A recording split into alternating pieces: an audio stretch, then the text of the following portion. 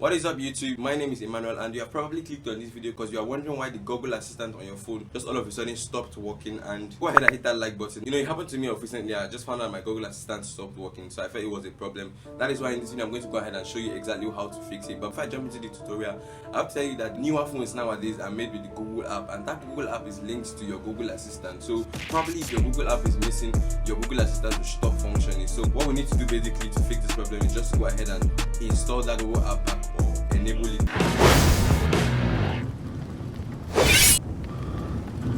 Right now my Google Assistant is not working. First thing we need to do, first of all, we need to go back to our settings app and launch our settings app.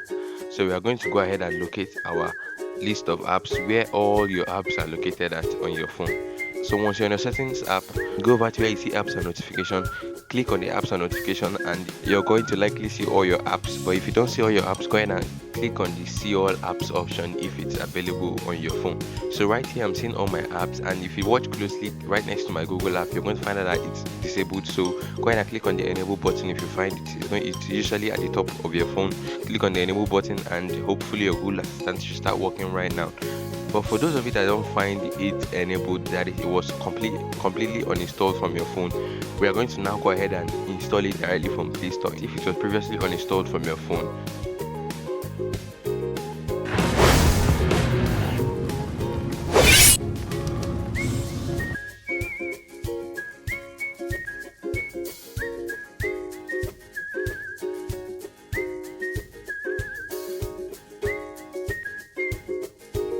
So guys, thank you for watching this video. If you enjoyed this video, go ahead and hit that like button, and yeah, hopefully this video worked for you. But that's right, in the title it says if your Google Assistant stopped working.